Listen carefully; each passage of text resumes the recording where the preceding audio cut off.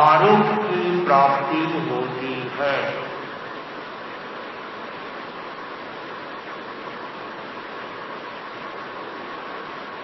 आरोग्य बोधि लाभम।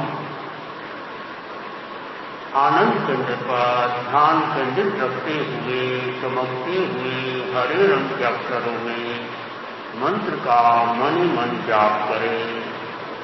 आरोग्य बोधि लाभम।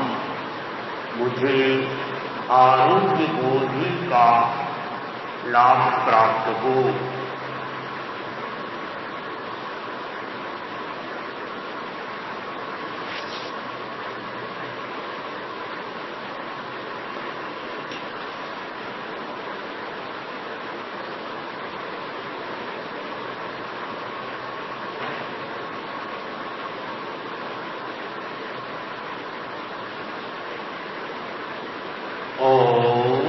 शांति। एक भजन के साथ आज का कार्यक्रम का करना भलाई रे,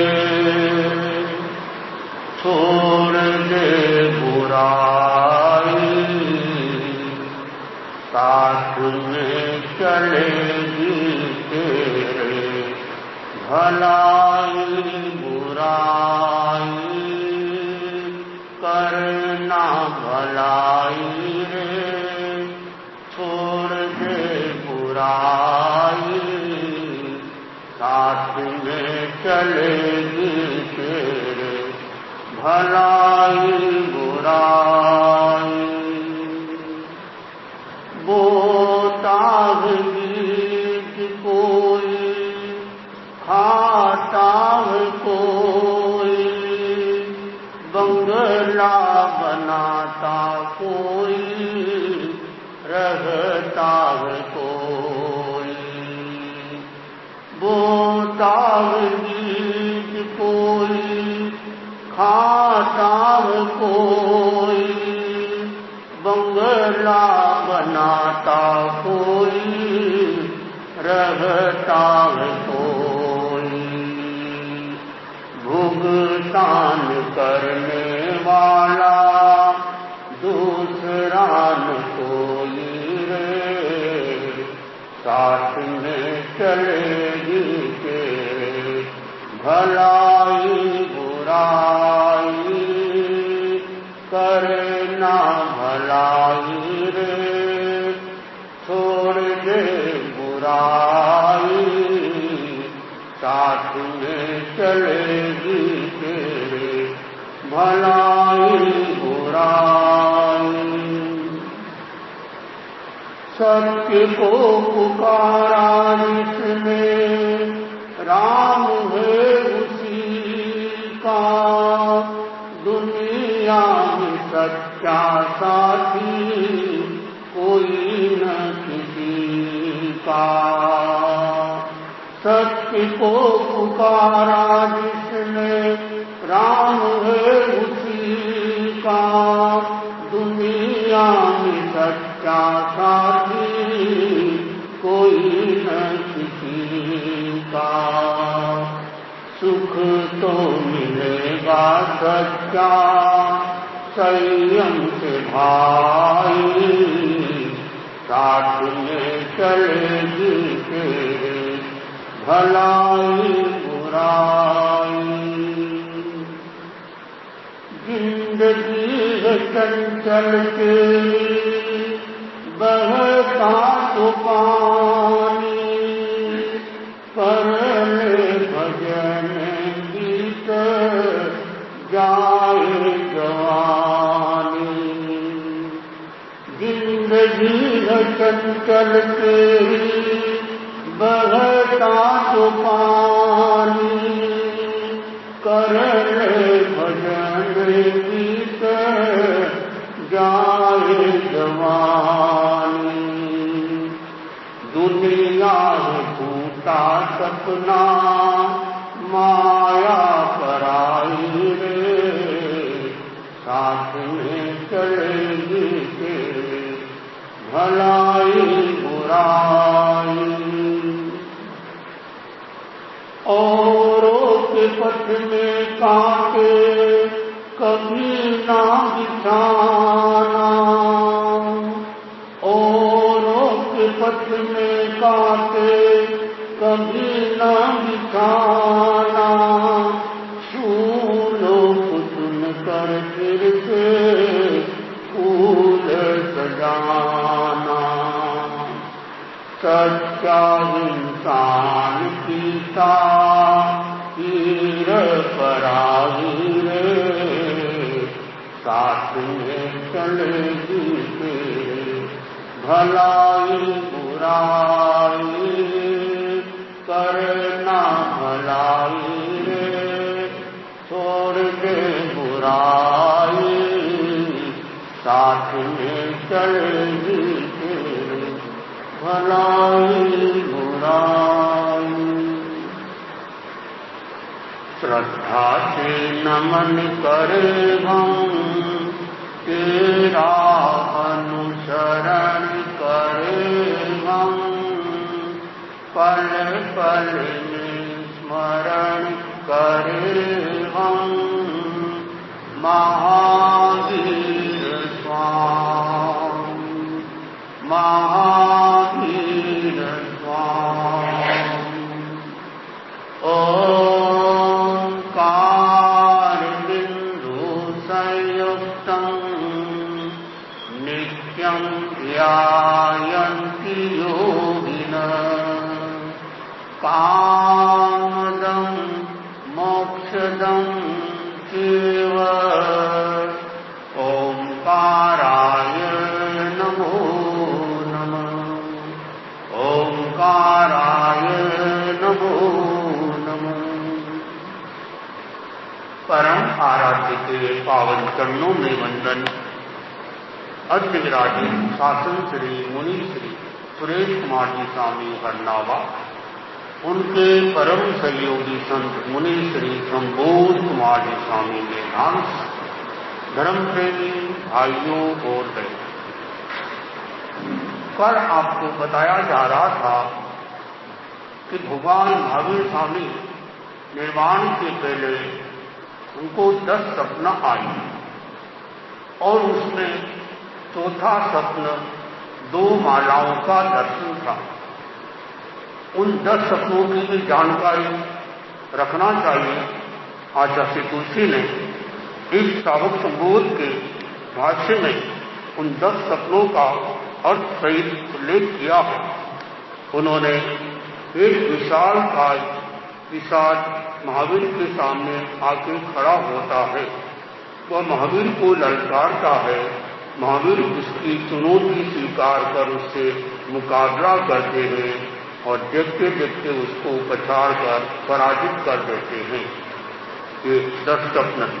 दूसरा स्वप्न सफेद पंखों वाला एक बड़ा सा नर कोकिल महावीर के चारों ओर चक्कर काटता है। तीसरा सपना देखा रंग बिरंगे पंखों वाला एक नर कोकिल महावीर के पास खड़ा है। चौथा स्वप्न देखा 2 मालाओं का दर्शन। 5वां स्वप्न था सफेद रंग की गायों और बछड़ों का एक बड़ा समूह महावीर के सामने इधर उधर घूमता है। 6ठे स्वप्न में जिस स्थान पर महावीर बैठे हैं उनके सामने एक सुंदर जलाशय है, वह खिले हुए कमलों से भरा है। 7वां स्वप्न महावीर एक समुद्र में खड़े हैं, उनके पास न कोई जलपोत है न कोई साधन है, वे अपनी भुजाओं से तैरकर समुद्र को पार कर रहे हैं। 8वां स्वप्न है महावीर देखते हैं कि रात्रि के सघन अंधकार को पूर्ण रूप से क्षीण करने वाले सूर्य का उदय हो गया है। वह सूर्य तेज से बहुत अधिक प्रभास्कर है। 9वां स्वप्न है महावीर मानुषोत्तर पर्वत के पास खड़े होकर अपनी आंखों से उस पर्वत को घेर रहे हैं। 10वां स्वप्न महावीर मेरू पर्वत पर आरोहण कर रहे हैं, बिना रुके और बिना थके पर्वत पर आरोहण करते करते वे उसके सबसे ऊंचे शिखर पर चढ़ने में सफल हो जाते हैं। इस तरह से ये 10 स्वप्न है और इसमें पहला स्वप्न है कि विशालकाय पिशाच महावीर के सामने आकर खड़ा हुआ और महावीर ने उसको पछाड़ दिया, पराजित कर दिया। इसका मतलब क्या हुआ?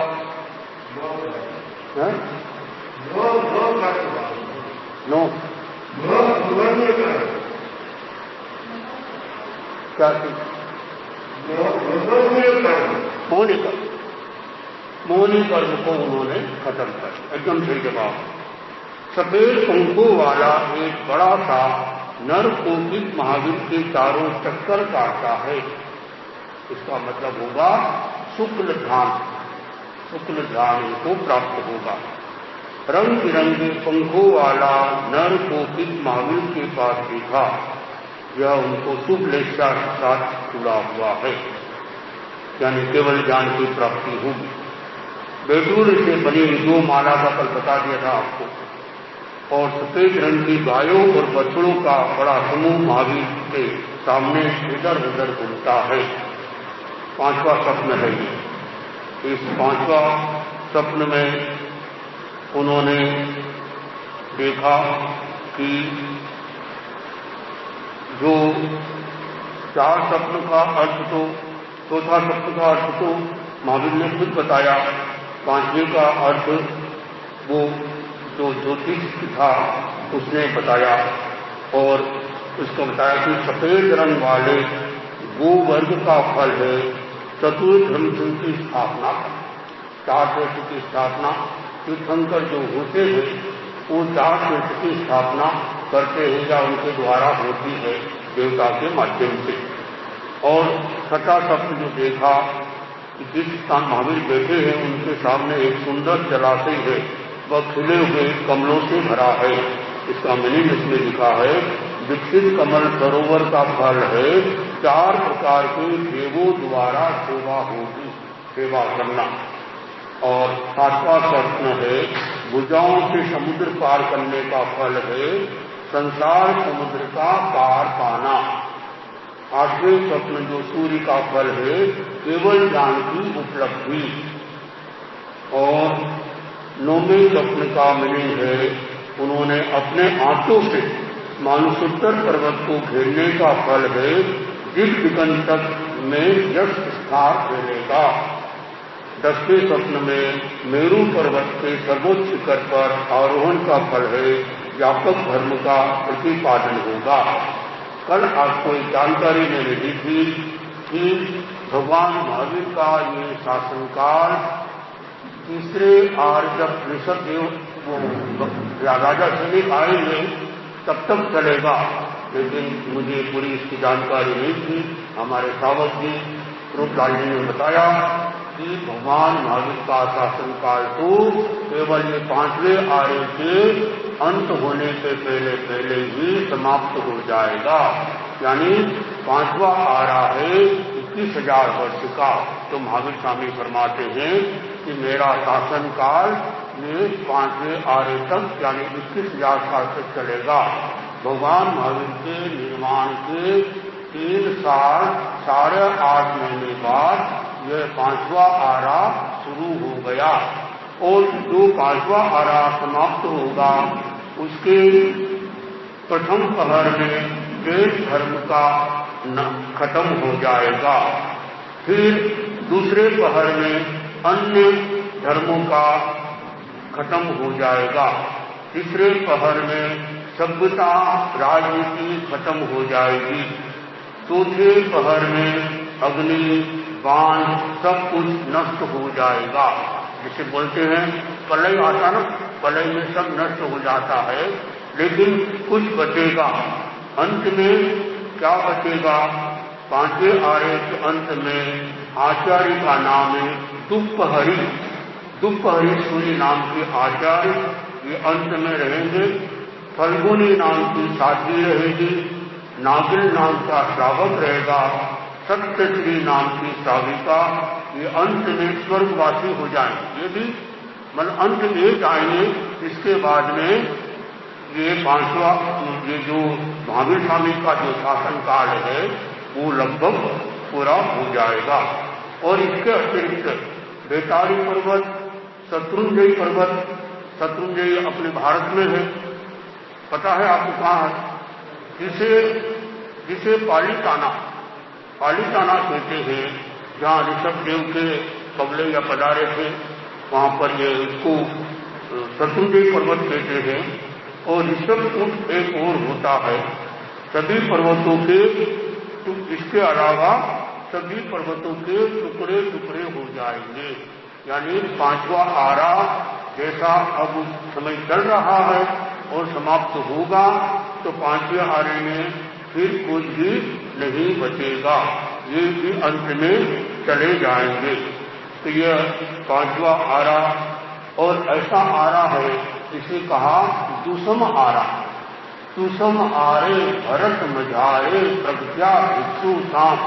हम सब लोगों का यह परम सौभाग्य है कि पांचवें आरे में हमको भिक्षु स्वामी जैसे आचार्य का शासनकाल हमको प्राप्त होगा और भगवान महावीर स्वामी का प्रभाव आगे से आगे बढ़ता जा रहा है।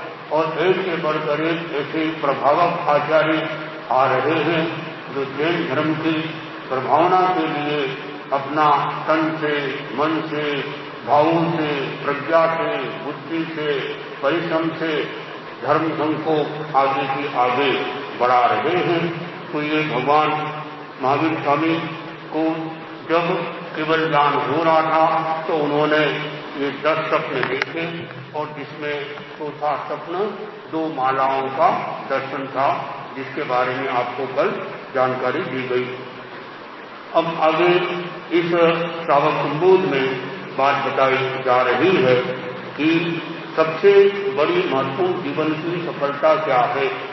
यदि आपके जीवन में सम्यक दर्शन आ गया, और कोई चीज आए चाहे न आए, और चीज, लेकिन ये सम्यक दर्शन अगर आ जाता है तो ये जीवन की बहुत बड़ी उपलब्धि हो जाती है। तो कहा गया कि सम्यक दर्शन हो श्रावक में त्रैकालिक आत्मा में आस्था, आराध्य केवल अरिहंत सदा सदगुरु आध्यात्मिक अनुशास्ता। सम्यक दर्शन हो श्रावक में। सम्यक दर्शन यानी जो देखा है जैसा समझे, सम्यक दर्शन की प्रणाली, क्यों चले निषेधात्मक चिंतन, वो विधेयात्मक वाणी। सम्यक दर्शन की सार्थकता, श्रावक जीवन की सार्थकता, नौ तत्वों के अनुशीलन के, खाते पीते सोते जगते, आवाज उठे अंतर मन से। बड़ी सुंदर बात। यानी सम्यक दर्शन का संबंध आचरण के साथ नहीं है, क्रिया के साथ नहीं है। सम्यक दर्शन का संबंध है अपनी सोच सही हो। आज की भाषा में पॉजिटिव थिंकिंग, सकारात्मक सोच। या सरल भाषा में कह दिया कि जो जैसा है उसको वैसा ही समझना, जीव को जीव समझना, अजीव को अजीव समझना, साधु को साधु समझना, असाधु को असाधु समझना, मार्ग को मार्ग समझना, कुमार्गों को मार्ग समझना। इस तरह से 10 बोल जो मिलते हैं, 25 बोल जानने वाले को पता है कि मिथ्यात्व के जो 13वां बोल आता है, मिथ्यात्व के 10 भेद, उसमें बताया कि ये मिथ्यात्व है। तो सम्यक दृष्टि यानी जो जैसा है उसको वैसा ही समझना, जिसमें हिंसा नहीं है और उसमें हिंसा मान लेना सम्यक दर्शन में दोष लगता है। जैसे एग्जाम्पल के लिए माइक में बोलना हिंसा है या नहीं है? माइक में बोलना हिंसा है या नहीं है? हिंसा तो है, पर वो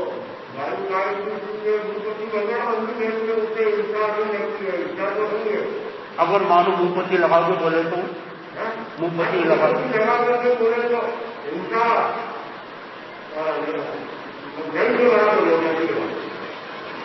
देखो वायु काल का नियम है और वायु के शस्त्र कुछ भी हो सकते हैं, लेकिन आगम शास्त्र के आधार पर कहा जा रहा है वायु काल की हिंसा एकमात्र वायु काल से होती है। अगर आपने चाहे मुंहपत्ती लगाई हो चाहे नहीं लगाई हो तो वायु काल की हिंसा तो वायु काल से हो गई। मुंहपत्ती लगाने नहीं लगाने के लिए मुंहपत्ती अगर लगाई है तो वायु काल की हिंसा नहीं हो, और मुंहपत्ती नहीं लगाई है तो वायु काल की हिंसा हो। प्रश्न मेरा ये है कि माइक में बोलने से हिंसा है या नहीं, तो इसका जवाब ये आएगा कि माइक में बोलने से किसी भी काल की हिंसा नहीं होती। 6 काल होती है, पृथ्वी काल, अब काल, तेजस काल, वायु काल, वनस्पति काल और तरस काल। यदि कोई आपको बोले भाई कि माइक में बोलने से हिंसा होती है तो उनसे पूछिए कौन से काल में हिंसा होती है। काल तो 6 होते हैं, काल तो 6 होते हैं, तो वो बोलेगा हमें कि तेजस काल में हिंसा होती, ये बोलेंगे तो ये भी नहीं, गलत हो जाएगा। फिर कौन से काल की हिंसा? पृथ्वी काल की हिंसा नहीं, वायु काल की हिंसा नहीं, तेजस काल की हिंसा नहीं, वनस्पति काल की हिंसा नहीं, अब काल की हिंसा नहीं। तो इसका जवाब ये होगा माइक में बोलने से किसी भी काल की हिंसा नहीं होती, बशर्ते कि यदि खुले मुंह नहीं बोला जाए। खुले मुंह तो अगर बिना माइक के बोलो तो भी हिंसा, खुले मुंह तो अगर बिना माइक के बोलेंगे तो भी हिंसा। तो ये स्पष्ट रखना है। तो मानो माइक में बोलने में हिंसा नहीं है, तो यदि हिंसा मान ली तो सम्यक दर्शन में दोष लगेगा। माइक किस लिए है? बोलने के लिए है या सुनने के लिए? ध्यान से जवाब देना। अगर यहाँ लोग थोड़े देखेंगे तो क्या कोई माइक में लगाएगा? फिर कोई माइक में बोलेगा? अच्छा भी नहीं लगेगा। लोग ज्यादा है, लोग सुन सके पीछे तक, इसलिए माइक लगाया जाता है। तो माइक होता है सुनने के लिए, बोलने के लिए नहीं। ठीक है, बोला जा रहा, किसी ने लगा दिया तो इसका क्या नियम है? मैं जो बोल रहा हूं आप सीधे नहीं सुन रहे, इतना विज्ञान गहरा जैन दर्शन का। मैंने जो बोला उसके परमाणु, वचन के परमाणु पूरे लोक में फैल जाते, फिर वो वापस आपके कान